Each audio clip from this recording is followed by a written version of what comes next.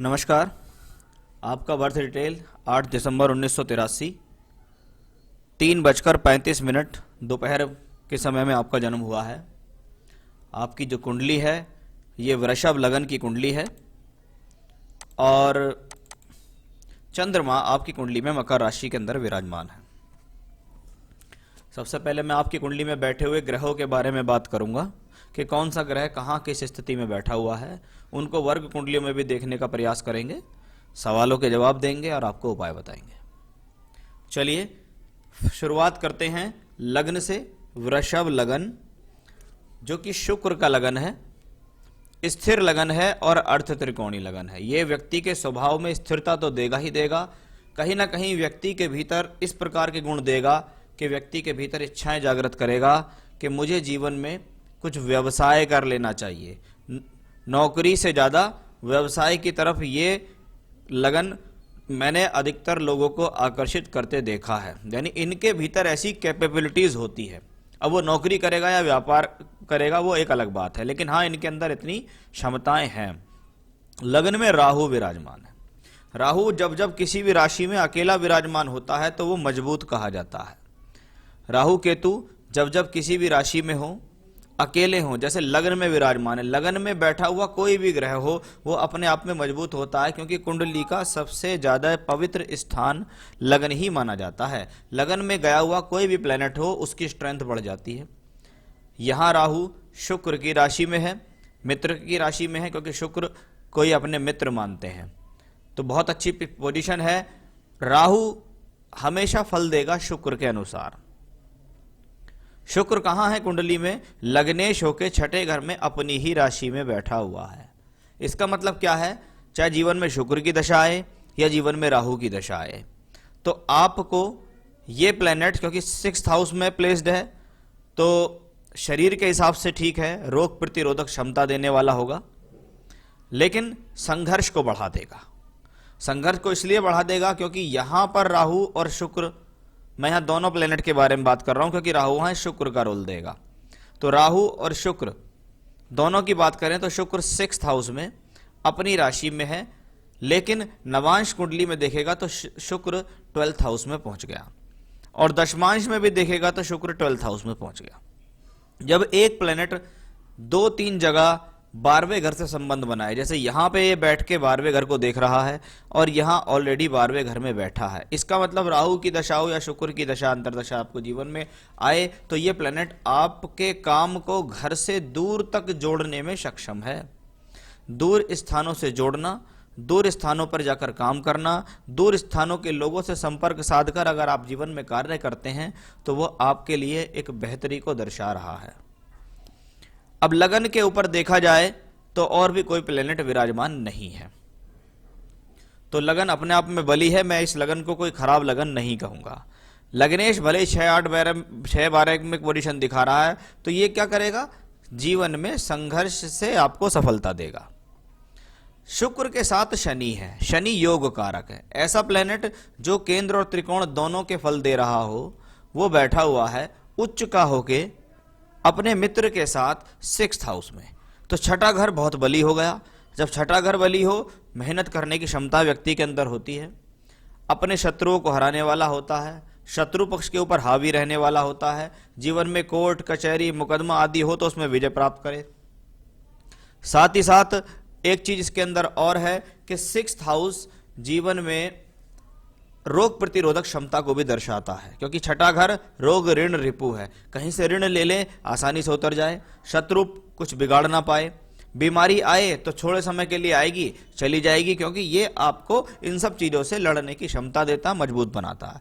अब लग्नेश और नवमेश दशमेश का बहुत सुंदर राजयोग भी कहूंगा मैं इसे, और धन योग भी कहूंगा, क्योंकि नवम भाव हमेशा धन योग बनाता है, क्योंकि ये लक्ष्मी त्रिकोण है। तो शुक्र और शनि का बहुत सुंदर योग इस कुंडली के यहां बनता है। जीवन में शुक्र की महादशा आ जाए या शनि की महादशा आ जाए तब ही इनके बहुत बेहतर परिणाम प्राप्त होंगे। अंतरदशाएं आती हैं तो वो थोड़े समय के लिए आती हैं, उनमें कुछ ज्यादा बल नहीं होता है, बस उतना ही बल होता है जितने समय के लिए वो आती हैं, लेकिन महादशा का रोल बहुत ज्यादा होता है। तो ये बहुत सुंदर पोजीशन मुझे आपकी कुंडली में दिखाई दी। अब बात करता हूं मैं मंगल के बारे में कि मंगल इस कुंडली के अंदर सप्तम भाव और द्वादश भाव का मालिक है। शुक्र के लगन के लिए, वृषभ लगन के लिए मंगल को अच्छा प्लेनेट नहीं माना जाता है, क्योंकि एक तो वो मारक तत्वलीय होता है, दूसरा वो द्वादशेष है तो फिर से मारक तत्वलीय होता है। अब ऐसे ग्रह की दशा आ जाए, लेकिन मार्केश शब्द जो है वो हमेशा आपको मारेगा नहीं। ये सबसे ज्यादा जरूरी चीजें होती हैं कि मार्केश शब्द आपको हमेशा मारता नहीं है, वो अपनी दशा अंतरदशा में उस भाव से संबंधित, कारक से संबंधित कष्ट देता है। जैसे सप्तम भाव और द्वादश भाव के दो ग्रह हैं, मंगल बैठे हैं कुंडली के पंचम भाव में। अब पंचम में बैठा है तो मंगल ग्रह अपनी दशांतर दशा के अंदर कहां के परिणाम दे सकता है? संतान को कष्ट दे सकता है, क्योंकि ये पंचम भाव में बैठा। लव रिलेशन को खराब कर सकता है, अगर आपका कहीं कोई लव रिलेशन भविष्य पीछे रहा हो या आगे हो तो उसको स्पॉइल कर सकता है। उसके साथ साथ हस्बैंड वाइफ के बीच में रिलेशन को प्रॉब्लम दे सकता है, क्योंकि सप्तम भाव अगर पत्नी स्थान है तो सप्तम भाव मार्केश भी है। तो मिसअंडरस्टैंडिंग के कारण यह प्रॉब्लम में देगा। क्यों देगा? क्योंकि देखिए आप, मंगल नवांश कुंडली में जो यहां का सप्तमेश है वो नवांश में छठे घर के अंदर पड़ा हुआ है, तो ये एक अच्छी पोजीशन यहां दिखाई नहीं दे रही है। शुक्र को देखूंगा तो शुक्र विवाह का कारक है, वो यहां छठे घर में पड़ा हुआ है, तो ये अच्छा नहीं है। साथ ही साथ शुक्र को नवांश में देखूंगा तो द्वादश भाव में पहुंचा।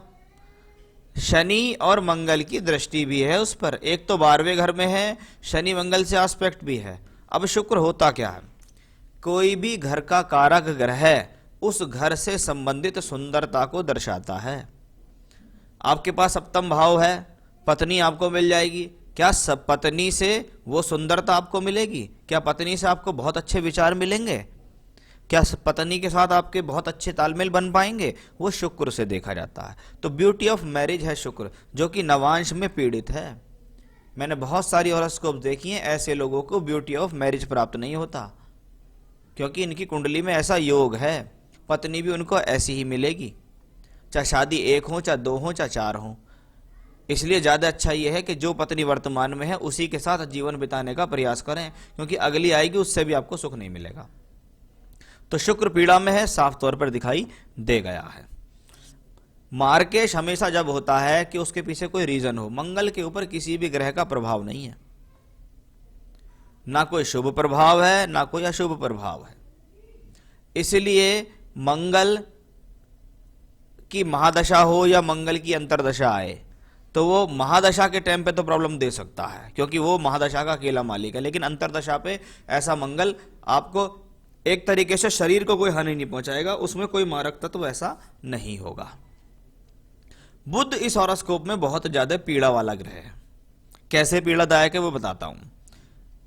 दूसरे और पंचम का मालिक अष्टम भाव में बैठे तो शास्त्र कहता है अष्टम में बैठा हुआ बुध अगर हो तो वो धनदायक होता है, धन के लिए बहुत अच्छा माना जाता है। पहली बात तो ये। लेकिन जब बुध को वाणी भी कहा जाता है और बुध को बुद्धि भी कहा जाता है, और बुद्धि के ऊपर जब प्रभाव दो अशुभ ग्रहों का हो, शनि की तीसरी दृष्टि है और मंगल की चौथी दृष्टि है, तो शनि और मंगल आपके बुध को पीड़ित कर रहे हैं। जीवन में बुध की महादशा या अंतरदशा आएगी तो आपको समस्या देगी, मार्केश नहीं देगी भाई साहब, बिल्कुल भी मार्केश नहीं देगी। अगर आपको यह लगता है कि मेरा ये ग्रह दूसरे घर का मालिक होकर अष्टम में है, क्या ये मार्केश है? नहीं। कहां से मार्केश होगा वो मैं बताता हूं। सबसे पहले सेकंड हाउस का मार्केश है। दूसरे घर का मार्केश का मतलब क्या है? आपकी वाणी को गंदी कर देगा, आपकी खराब बोलचाल के कारण आपके कुटुंब में कलह दे देगा, आपका पैसा किसी व्यक्ति विशेष द्वारा ले लिया जाएगा, घर परिवार के व्यक्ति विशेष द्वारा, वो वापस नहीं होगा। यह है मार्केश। दूसरा वो पंचमेश है। पंचम बुद्धि का स्थान, आपकी मति को भ्रम करेगा, आपकी बुद्धि को भ्रष्ट करेगा, आपको एग्रेशन देगा, जिनके कारण आपको हानि होगी। पंचमेश है, संतान के साथ संबंधों में समस्या देगा, साथ ही साथ संतान को भी कष्ट दे सकता है। तो यह है आपकी बुध की दशा। मार्केश कभी नहीं होगी, क्योंकि आपने काफी सारे सवाल मारक मारक से संबंधित पूछे हैं, तो ये मार्केश इस तरीके से देगा आपको। चलिए, तो ये हुई बुध की बात। बुध की महादशा अंतरदशा आए तो आपको भैया इन चीजों का खास ध्यान रखना होगा। चंद्रमा शनि की राशि में बैठा है, तृतीय शो के तीसरे घर को देखता है, भाग्य स्थान में है। यात्राओं से भाग्य उदय होगा, टूर ट्रैवलिंग से भाग्य उदय होगा, अपने साहस से भाग्य उदय होगा, क्योंकि थर्ड हाउस हॉबीज का है, आपकी शौक को बढ़ा देगा, आपको शौक पसंद व्यक्ति बना देगा, आप जीवन में अच्छी चीजों के प्रति आकर्षित होना शुरू हो जाएंगे, आप भौतिक सुखों के प्रति आकर्षित होंगे, क्योंकि चंद्रमा कलात्मक ग्रह भी है। वैसे चंद्रमा यहाँ ठीक है, कोई खराब नहीं है। मकर राशि है, 7.5 आपको वर्तमान में दूसरे चरण पर चल रही है, लेकिन कुंडली में शनि बहुत मजबूत है, इसलिए ये 7.5 आपको प्रॉब्लम नहीं देगी। लेकिन जब जब शनि का गोचर चंद्रमा के ऊपर होता है तो यह व्यक्ति को अवसाद देता है, टेंशन देता है, नकारात्मकता देता है। इनका आपको ध्यान रखना होगा। 7th हाउस, ये हाउस पद प्राप्ति, पत्नी, पब्लिक इमेज, व्यापार के लिए जाना जाता है। बैठे हैं वहां सूर्य। सूर्य चतुर्थेश होके अपने से चौथे स्थान में है। भूमि, जमीन, जायदाद, वाहन का सुख आपको मिलेगा। लेकिन सूर्य अलगाववादी ग्रह भी है। जब ये 7th हाउस में केतु के साथ होता है तो ये 7th हाउस पे ग्रहण लगाने का प्रयास कर रहा है, क्योंकि आपकी कुंडली में ग्रहण दोष है। सूर्य की डिग्री 22 है, केतु की डिग्री भी 22 है। कम पूरी तरीके से केतु ने सूर्य को अपने कंट्रोल में किया है, और 7th हाउस में सूर्य केतु का ये योग आपके लिए प्रॉब्लमेटिक कंडीशन को शो करेगा। ये ग्रह अपनी दशा अंतरदशा में आपको अलगाव देगा, वाइफ के साथ रिलेशन को प्रॉब्लम में दे सकता है, क्योंकि 7th हाउस का ग्रहण है ये। 7th house spouse, public image, कि भैया आपका वैवाहिक जीवन खराब, घर के बाहर बात पहुंची, लोगों को पता लगा कि भी इसका तो मैरिड लाइफ बड़ी खराब है, तो क्या होगा, सामाजिक तौर पर भी उसको हनन होगा। तो सूर्य केतु का ये योग बड़ा खराब है। किसी भी सुयोग्य पंडित से मिलकर ग्रहण दोष की पूजा करा लेना। बाकी तो लास्ट में मैं आपको उपाय बताऊंगा ही, वो करेंगे तो इनसे भी लाभ मिलेगा। तो सूर्य अपने आप में यहां तो ठीक है, लेकिन सूर्य चतुर्थेश है, चौथा घर सुख, और सुख कहां से शुरू होता है, घर से शुरू होता है, घर के माहौल से शुरू होता है, और वो केतु के साथ हो तो कहते हैं घर के सुख में कमी देता है। चलिए बृहस्पति के बारे में बात करें। बृहस्पति कहां भी बैठे और कहीं भी देखे, वो उस भाव को बचाने का प्रयास करता है। इस कुंडली में अच्छी बात हुई कि 7th हाउस में बृहस्पति है। ये प्लेनेट पूरी तरीके से प्रयास करेगा आपकी मैरिड लाइफ को बचाने के लिए, क्योंकि ये मित्र की राशि में बैठा है, मंगल की, और 7th हाउस में बैठा। अष्टमेश है, लेकिन एज ए शुभ ग्रह ये आपकी लाइफ को बचाएगा, और एज ए अष्टमेश तो आपकी विवाह होने में आपको देरी कर सकता है, बस इतना ही है। बाकी बृहस्पति 11th लॉर्ड होकर 11th हाउस को देखता है, अपनी दशा अंतरदशा के अंदर आपको फायदा देगा, आपको लाभ देगा, सोर्स ऑफ इनकम देगा। लेकिन बृहस्पति का कनेक्शन आप देखिएगा, चाहे वो नवांश कुंडली हो वहां भी द्वादश और तृतीयेश है, चाहे वो दशमांश कुंडली हो द्वादश तृतीयेश है। यानी जब जब फायदे होंगे वो टूर से, ट्रैवलिंग से, यात्राओं से, दूर स्थान से जुड़कर फायदे होंगे आपको। आपकी हॉरोस्कोप में अब तक कई बार ऐसे कॉम्बिनेशन निकले हैं जो आपको दूर स्थान से जोड़कर तरक्की दे सकते हैं, टूर ट्रैवलिंग से तरक्की दे सकते हैं, दूर के लोगों से संपर्क बनाकर दे सकते हैं, विदेश से जुड़ना चाहें तो विदेश के लोगों से भी आप संपर्क साध कर जीवन में तरक्की हासिल कर सकते हैं। तो वो सारी चीजें मुझे आपके चार्ट में मिली हैं। अब आपको देखिएगा 29 मार्च 2020 से बृहस्पति की महादशा शुरू हुई।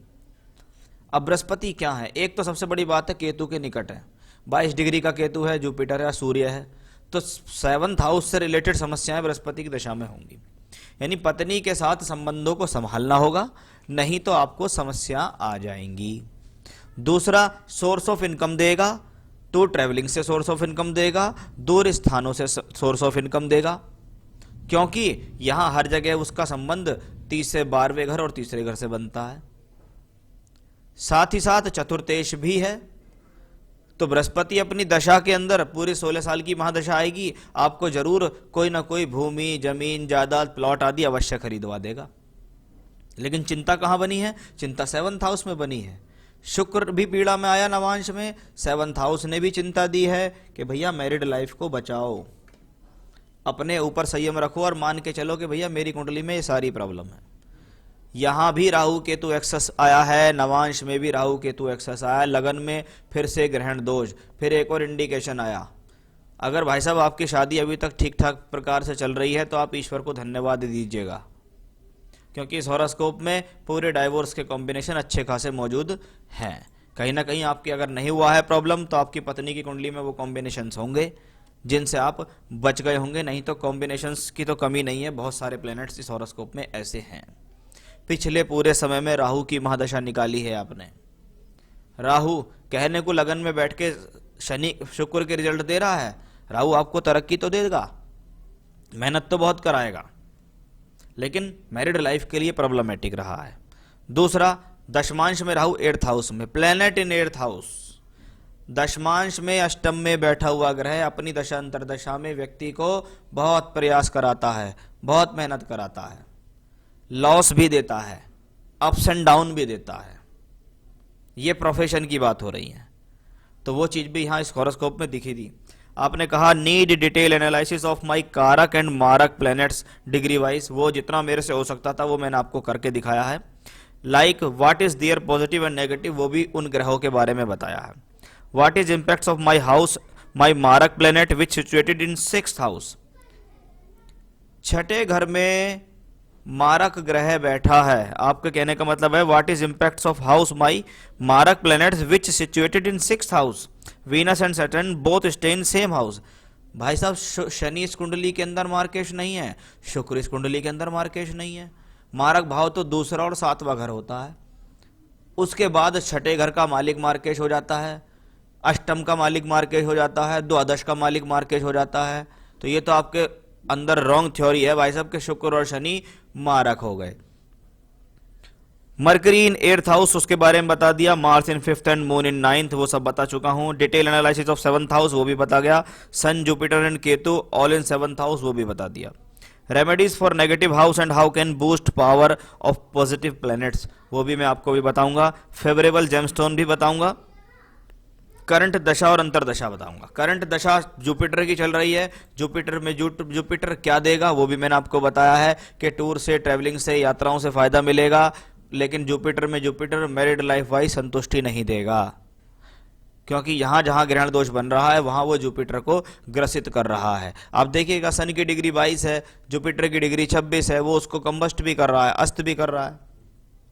तो वो कॉम्बिनेशन इसमें दिखाई दे रहे हैं कि भैया मई 22 तक स्थितियां आपके साथ वैवाहिक तौर पर टिपिकल हैं, प्रोफेशनली ये थोड़ा स्ट्रगल करा के आपको लाभ दे ही देगा।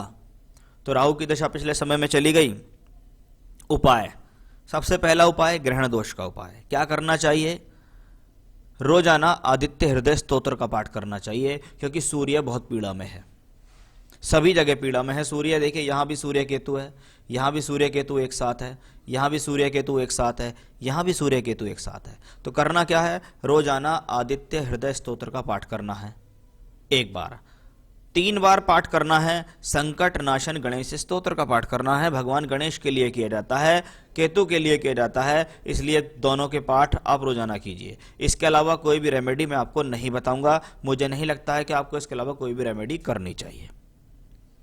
तो ये तो था रेमेडी का पार्ट। स्टोन के बारे में बात करता हूं। मुझे लगता है कि आपको वीनस का स्टोन धारण करना चाहिए, क्योंकि वीनस पीड़ा में है। वीनस भले ही 6th हाउस में अपनी राशि में है, अच्छी बात है। दूसरा, वीनस की राशि जो है शुक्र, ये राहु केतु एक्सेस में आई है। दूसरा, वीनस योग कारक शनि के साथ, शनि का सहयोग मिल रहा है।